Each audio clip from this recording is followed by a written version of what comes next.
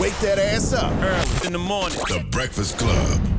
Yep, it's the world's most dangerous morning show, The Breakfast Club. Charlamagne the God, Angela Yee. We got a special guest in the building.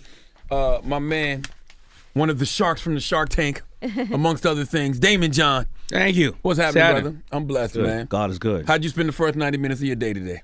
The first 90 minutes of my day today, praying.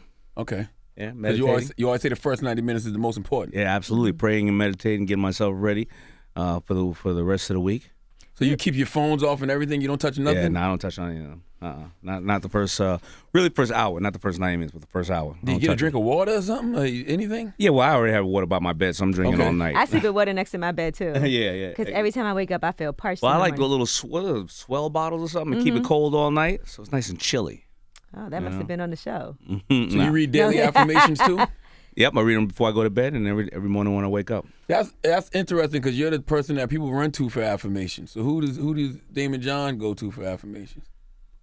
Oh, you know what? Listen. Well, first of all, I read affirmation, but I read more like goal setting before I go to bed at night because they say 80% of the time that you're sleeping, you're thinking about either what you want to accomplish when you wake up or what you fear when you wake up. So if you're reading things about how you want to be healthy or how much paper you want to make or how you want to spend more time with your family before you go to bed, those are the things you're going to dream about.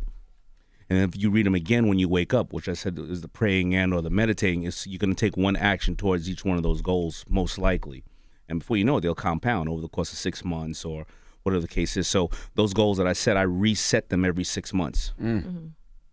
This is interesting because every time I see you, the first thing I always think about is FUBU, and then I think about Shark Tank. And now you have this album that's coming out. Visualize. Visualize. It's more like spoken word. You know? Okay. It's coming out on Friday. I called Chris Brown to be on it, and he gave me, because you know how tight we are. He gave me his answering machine to his guest house.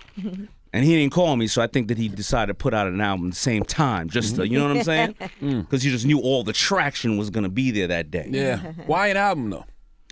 Because when I was driving down the street one day, and I think it was MLK Day, and I was listening to obviously one of the greatest speeches that was ever written and or performed. And it was by Dr. Martin Luther King. And somebody, I Had a Dream? Yeah, and somebody threw a beat to it, and I was like, man, I want to work out to this. I want to go to the gym. I want to listen to this. So when you see my speeches, I have obviously a lot of speeches. I'm out there on the circuit. You hear it one time, you've heard it enough. But one of my young cats named Noble, producer, said, let me just put some music underneath these things because somebody wants to listen to this thing and work out and make that day about them. It ain't talking about smacking chicks and this and that. It's talking about what's in it for you, goal setting. It's talking about visualize. It's talking about being a boss. And they want to get ready to go to work or be on the subway or driving their car on the treadmill. So I said, all right, we'll just do it, because, you got this rhythmic thing to this. It's hooked by other people and things of that nature. And then we decided to put it out. It started to grow. People started requesting it, and it's out. And it got Fat Man Scoop on one of them. And So you got Wallow all over it? we got Wallow all over it. Yeah, Wallow. And it's doing well. A lot of people are downloading and talking about it, so I felt good about it. What about Wallow did you gravitate towards? So if you don't know him, Wallow was 267. Wallow 267. 267. Salute to Wallow. Philly. Young man. I mean, I go down the street with him in Philly, and a lot of people holler at me. But this dude's a superstar, and he came home after doing his time, and I think he did like 20, right? I think he did like 20 years, Yeah. man. And he's just the energy. He's the street. You'll see him. He'll run across a busy highway, and he'll just start yelling at the camera. But he's saying it in a way that a lot of the young brothers and sisters. When I talk out there, I don't say. I don't get in your ass like that. He just really just says it in a real raw way, and a lot of people resonating with him. He is energy. He's the streets. And they look at it like he's been through certain things. He's been through it. I mean, dude put in whatever 10 or 20 years, and he came out, and he got probably more followers than I do. And but people are resonating with him, and I just think that so many people in the streets don't realize I ain't gonna come to your house and take you off the couch and say I'm gonna make you rich. Right. You gotta go out and get it. That's why I watch Shark Tank, because as an entrepreneur, I think anybody who's starting a business should watch that show, because it's helped me out a lot as far as when I have to pitch my business to, get new clients and things like that. I pay attention so much to how people go in there, and sometimes they're not prepared. Yeah. So I pay attention to that, how important numbers are. Because at the end of the day, when you're partnering with somebody, it's not just an emotional thing. It's also, It's all about the business how am and I the going to money. make some money off of this? Might be a great idea, Yeah. And it might be something that's beneficial, but is it lucrative? Yeah, what's your objective? Is there going to be an exit? Who's your customer? Does your customer pay $79 for this or $99 for this? Where do your customer live? Why do they resonate with you? And you know what? We learn too, because if I wasn't on Shark Tank, I'd have been doing business the same way that I was doing business 20 years ago. I'd have been making a shirt. Hopefully Macy's buys it, and I don't know who walks by and purchases it or not, and I don't even know where the person is. Right, so I learned from all the young people coming up on Shark Tank as well. Because as anybody in business, you got to constantly learn. The dynamic of business is changing every single day. Right, it's frustrating to me too sometimes when I watch it because I'll be like, "That's a great idea" when they're pitching, and then y'all all will be like, "I'm out." A lot of times we're out because of the person. Mm-hmm. We don't like the person. See, a lot of people want to have this great business idea, but if we don't like you, so whether you going today and you going to get a job somewhere or you're going to get an investment, can I stand sitting next to you for 8 hours a day, 5 days a week for maybe the next 5 years of my life? If I don't like you, it's not going to work. That's a great point, and I think people will look at you and be like, well, that's because you already got money and you got the wisdom. But no, I think even when you're young and you don't have it, I think character matters more than whatever that idea is. 100%. You can listen. You can be the geek all you want, but I don't need to sit next to you. I'll just give you as a virtual assistant. I don't ever need to talk to you. But as being a problem solver, you want to walk in the room. We all know people who walk in the room and they always got a problem. Yes. Right. And we also know that people come in the room, they always smile and they always trying to tell you, yo, here's how we're going to figure this thing out. And those are the people that you want to be around, whether you are employing them or you want to have an investment with them. That's fake too sometimes, though. What's that? The fake happy person? Oh, the fake happy person. But absolutely. But if they got solutions, after a certain while, you're going to figure out they always have a solution. Now, some of them, again, if you don't trust this solution because they're hustling, they're over hustling, all right, you're not going to want to invest in them either. Ooh, what is over hustling? Because you say anything worth doing is worth overdoing. So what's over hustling? But if you're over hustling and you're seeing they're taking shortcuts, they don't really have morals that you like, and they're always trying to, listen, I've had a lot of salesmen in my life. There's a certain type of salesmen, saleswomen that some are just trying to close a sale no matter what, and they say we'll figure out how to do it later, and they overpromise some stuff that they can't deliver on. And there's other people who go, all money's not good money. Let's not take this person's money if we ain't got the solution to this person's problem, because all of a sudden now you're creating a bigger problem. So really it's listen, we all know our gut. We all feel it when we go, there's a reason why I don't like that cat or that person. You know what I mean? So it boils down to the people at the end of the day. Yeah, they say when you are around a person, watch the people your energy goes up around, and watch the people your energy goes down around. 100%, especially when you have everybody here that's listening to me has the ability to invest, and they go, "Oh, what are you talking about invest?" Well, if you don't want to go and invest in another person and deal with somebody like that, well, then save money, send money over to Apple, send money over to Tesla. If you're really starting to study it, they're not going to call you every single day. I bought Shopify at $23. That thing is like at $300 today. That was only 2 years ago. You got $23, right? Beyond Meat, everybody's excited about those investments. Yeah, if everybody who's like, yo, I don't need this stuff anymore, but I eat plant-based stuff, and you see Beyond Meat is growing and all your friends are talking about it, you need to look into it. Right. Now, in the song Power of Words, you say that the 7,000 words we say a day dictate our life. So what are the top 5 words you use on a daily basis to maintain a positive mindset? I wouldn't know if it's top 5, but I'm using the words love, I'm using the word power, excel, grow, scale, money, family, health, invest, wisdom, invest. It's true. If there's 100,000 words in English language and we only use around 5,000 to 7,000 of them, if every one of them is can't, won't, nobody loves us, can't get it done, then nobody's gonna love you. Absolutely. Now, you also have a song about haters on the album. Yeah, absolutely. You feel like you have haters still at this point in time in your life? 100%. Mark Cuban. He hates me. You know what I'm saying? Mark Cuban really hates you? Mark Cuban hates me because he always says he's the luckiest man on the planet. And he always says somebody's got to be the luckiest man. Glad it's him, but he knows it's me, man. I don't believe in luck. You don't believe in luck. You're right, because it is. It's desire and opportunity meets, drive. You know what I mean? But yeah, no, Mark hates me, man. He got all this paper and he's just living alone in a big old house. Well, he was family, but me, I'm young and I'm sexy, I'm black. You know what I'm saying? And I got, one tenth of his paper, but it doesn't matter. He hates me. So you've never been to dinner at his house, I'm assuming? Nah, I have. Oh, I okay. have. But of course you have haters, man. Listen, you have haters people who seen you go from career here to career there to career here, and they say, well, how does it keep happening? Or they, they see you out there and they go, You know what? Fubu's never gonna happen again. Coogie's never gonna happen again. Oh, wait a minute. Now you got Shark Tank. Oh, now you got this. Now you got that. You know, they just don't understand. And you also say that the person they hate on in the streets is the person you need to fuck with. Yeah, Why exactly. Because I tend to do that. Well, it all depends. Let's say, obviously, if they're hating on somebody because they've done some crazy stuff to Right. them, we're Yeah, not don't talking need about to mess that. with them. But you know, the nasty hater cats that when they're hating on somebody, you know, they're hating on because that person's making moves. It's jealousy. It is a lot of jealousy. You know times. how they call everything little? You know, I see you in your little car. Little You know what I'm TV saying? Your show. little house, your little chick. You know what I'm saying? And when they see, but those people are also the best cheerleaders because they're talking about you out there and they're putting you out there. They're using their energy to talk about you when they could have been using their energy to do something for themselves. All they're doing is concentrating on you. A lot of times disruptors get hated on too, simply because people don't understand them. Yeah, they get hated on because number one, people don't understand them because their vision is too far ahead, and then number two, when they start disrupting the market, people say, why are you doing that? Yeah. You know what I'm saying? You're taking opportunity away from others when you're not. You know, you're just trying to get ahead and doing exactly what you need to do. It's just your vision was 2 steps ahead of everybody else's. Right. Now, you guys had also opened the FUBU phone stores up because I had seen some in Brooklyn. So how's that going? It's going great. Fubu cellular. So Fubu's starting to make this resurgence. I don't think it's going to be exactly what it was. You know, before I got on my Fubu Puma collaborations right now, and we have a suit line, we have eyewear, and we have watches.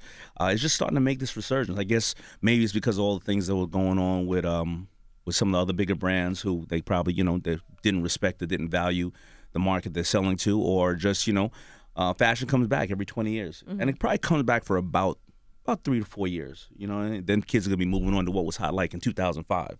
So, You think that's still your favorite thing you've ever done, like with Start FUBU? Fubu, absolutely, because I started that with nothing, with my hands and my 3 other friends, out of Queens, and I started it with $40, and it ended up becoming a global brand and ended up inspiring a lot of people, and it brought me to where I am here today. It gave me the fuel to keep going. It took me around the world. I made a lot of mistakes with it, but it's my baby. It's the one that I started when I was 19. I didn't really get known for it until I was like 29, though. I think also too is because it's like this whole new I don't say new, it's a resurgence of black entrepreneurship and black empowerment and black pride, and FUBU embodies all of that. Yeah, and that's what it is. A lot of people forgot about that for quite some time, and then they're starting to come back and they're starting to say, they call FUBU the original hashtag of clothing, right? So the kids are just starting to relate to it. And I love when I see kids who are 16 or 20 reinterpreting the brand in the ways that I never even thought of. Yeah. They'll just wear it in a whole different way, and it'll enlighten me going, wow, I never envisioned it like that, and it's hot. Let's talk about these 2 rules you have. Never major in minors, and anything worth doing is worth overdoing. Can you elaborate on that?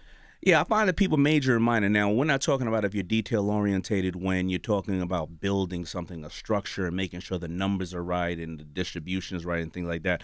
But I find that people will go out in public or let their minds be consumed with things that are really super minor to the overall picture of what they're trying to accomplish.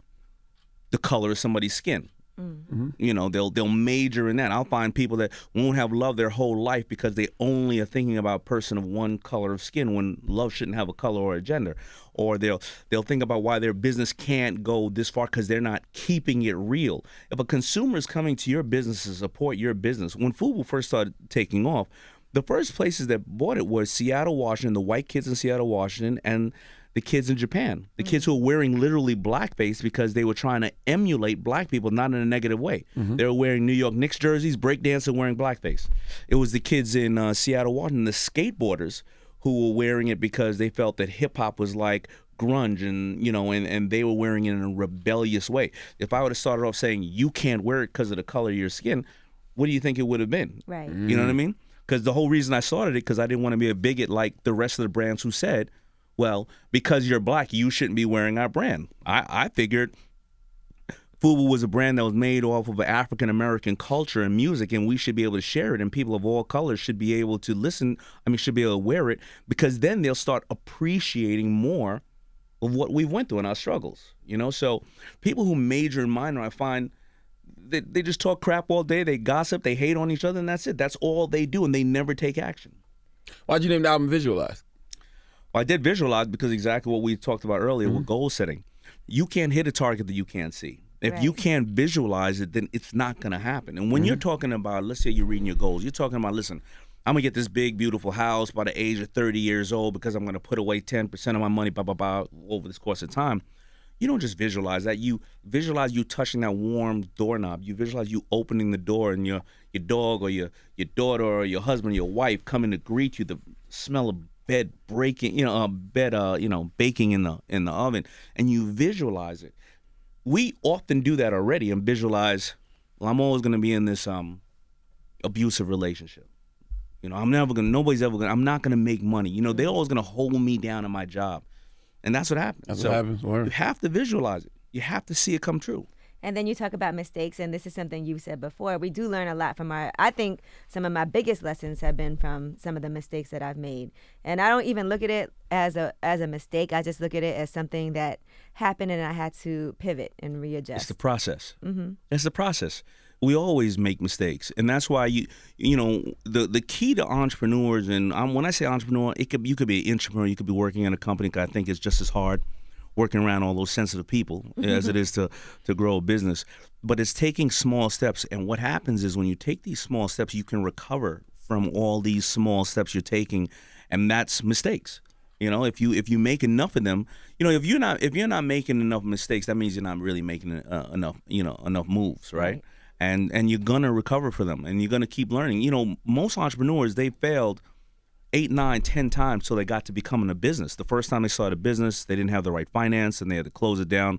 Second time, they didn't have all their legal and trademarks, but they had the right finance. The third time, By the time they get to the 7th, 8th time, they're like, I got legal, I got finance, I got partners, I got distribution, I got manufacturing, I got advertising, and before you know it, boom, they're making their real substance of wealth. I mean, I think Warren Buffett probably didn't make majority of his wealth until he was in his 60s. Wow. Didn't know that. Do you encourage people, if they have money, to invest their own money into their companies and even, the power of go broke, or try to find an investor so that you're not using your own money? No, you got to use your own money at first. You got to dig in the couch and pull all the quarters out, and you got to go sell a television set and stop going to dinner, 2 nights a month. If so, use your own money to get it started, right? And then you got to go and try to get maybe friends and family to invest, and ask them either you'll give them return on their capital, then try to maybe go to the bank. But don't get an investor in because, if you have a company and you want to get $100,000 from me to give you, and you'll give me 35% of the company, well, God willing, you get up to $10 million. I'm not giving you any more of my money. You know what I mean? So I already got 35%. Now you got to go and leverage because you need to build another $2 million. Now you got to give that all away. Before you know it, you got 5% of the company left, and you feel like you're back in, stage 1, working for somebody else. Right. So you do it yourself, and what happens is it starts to compound. After about 3 to 5 years, if you're doing really well, that 35% could be worth $20 million, $10 million. But you want to make all those mistakes small. Right? And then when you start giving people back their money because you already got the system worked out, they're going to want to throw more and more and more money at you. What's the biggest success of somebody that's been on Shark Tank? We all saw Ring and how that did just recently, but have there been bigger successes than that, even though that investment didn't work out? Well, Ring sold the company, I think, for 1.1 or 1.2 billion, so there's no bigger success right now, but there are companies who have grown substantially. My guys over at Bombas Socks, they started doing $800,000 a year. They're doing about $120 million a year. And they give to charity, which is amazing. And they give to charity. I think they've given over 20 million pairs of socks away to people in need. And then Lori really has a lot of those brands that have had substantial growth, like the Squatty Potty. There's one you sit down. The Squatty Potty. That one I think is doing about $150 million a year. I think the Scrub Daddy. That sponge. Lori's like the flea market of Shark Tank. If it's plastic and under 50, she's going to sling it. She's slinging more plastic than Happy Meals. She's out there. I used the Squatty Potty when I went and got a colonic. That shit was Squatty amazing. Potty is great. You got to use it at home regular. It's Squatty great. Potty. Yeah. So you got a lot of brands who they may not have had an exit, but they went from doing $1 million to $100 million a year. I mean, over 5-10 years. That's obviously substantial. I was at that store, the Lip Bar in Detroit, and I remember when those women were on the show, and that one hurt my heart. Man. The Lip Bar in Detroit? Yeah, I think he called them cockroaches or something. It was crazy. I was Yeah, like, well, yeah. So, cause you know what happened, and we had a lot of backlash for it in our industry. When makeup is called color, it's a color brand, and Kevin O'Leary said to two females, I believe they're African American, and they had a lipstick brand. He was like, "Well, you're just color cockroaches," and people Jesus thought it Christ. was. People they thought it sounded was crazy. And I like their products. So I was like, and they were beautiful women. And listen, honestly, I wouldn't allow him to. First of all, ABC wouldn't allow that kind of vulgarity. But in our brand, in our world of industrial products and what we call them, it's called the color line when you do makeup. So when he said that, he didn't say colored. Right. He just said color cockroach. It didn't sound I didn't know right. that. It sounded terrible. Yeah, no, it didn't sound right. Jesus. And I see A-Rod is doing his own show that is supposedly going to be in competition kind of with Shark Tank. Is he? Well, that's what the news report is, that he was on there as a special guest, and they really liked him, but now he's in talks to do his own type of... Nice. I didn't see that. Congrats. There's been Good a dude. million fake Shark Tanks that have come and It gone. has. 100%. But he's a good dude, and long as he's out there, if he's gonna go out there and he's gonna help other people's dreams come true and give them the platform to put, go out there and make more jobs and show other people and show other people every day that it could be done, then God bless him. Well, Visualize will be out Friday. What do you want people to get from this album? I just want people to get from this album that they can apply themselves to this and use it for themselves to make themselves stronger every single day. That's all. I just want people to be strong every single day mentally. We got a lot of images coming from a whole lot of other places who are selling you a different dream on what you should be. I just want people to right now listen to it. It's like going to my speeches and the beautiful thing is, today's generation, they just stream it. They just add it to what they already have. So it's not like me saying, yo, go get this. Just, buy it. Just stream it, man. And work out to it and empower yourself and empower your family and just have fun with it like I did. Visualize will be out Friday. Daymond John, thank you for coming, my brother. Thank you. Thank you for having me. Always a pleasure. It's the Breakfast Club.